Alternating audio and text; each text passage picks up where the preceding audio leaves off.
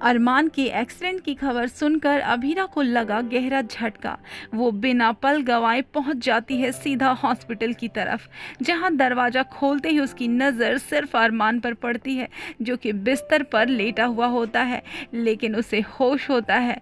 इसे देखकर अभीरा की आंखों में आंसू आ जाते हैं और वो दौड़कर अरमान से लिपट जाती है और रोते हुए कहती है कि अरमान, तुम ठीक हो ना? तुम्हें चोट तो नहीं लगी ना?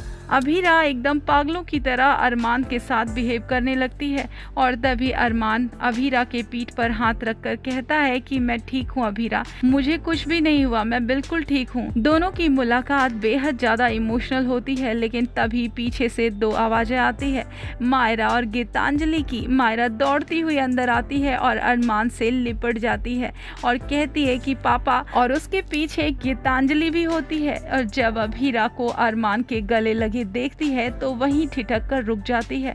उसकी आंखों में हैरानी, चिंता दोनों झलकने लगती है। गीतांजलि ये समझ ही नहीं पाती कि अरमान और अभीरा इतने करीब आखिर कैसे हैं, क्या रिश्ता है इनमें, जबकि अरमान ने उसे हाल ही में शादी करने के लिए कह भी दिया था। वहीं अरमान, जिसने मायरा से भी ये वादा किया था कि वो अब गीतांजलि से शादी कर लेगा, और उधर मायरा की नज़र भी अभीरा पर ही टिक जाती है। वो उलझन में पड़ जाती है कि ये आंटी कौन है और पापा इन्हें इतने करीब कैसे ला सकते हैं, इन्हें अपनेपन से क्यों देख रहे हैं।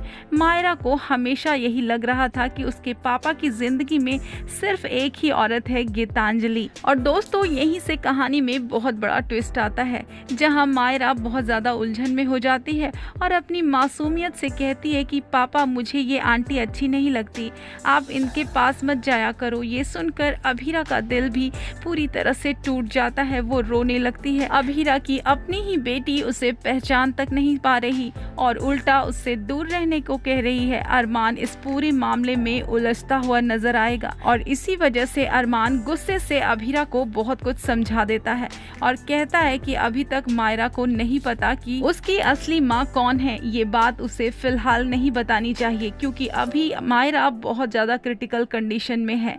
अभीरा की आंखों में आंसू आ जाते हैं। वो चुपचाप वहाँ से लौट आती है, लेकिन ये सब जानकर अभीरा अंदर ही अंदर और भी ज्यादा टूट जाती है और अब अभीरा के पास कोई भी रास्ता नहीं बचता। लेकिन दोस्तों, सवाल ये है कि क्या अभीरा अपने हक के लिए लड़ेगी? क्या वो मायरा को अपने पास वापस लाने के लिए कोई ठोस कदम उठाएगी?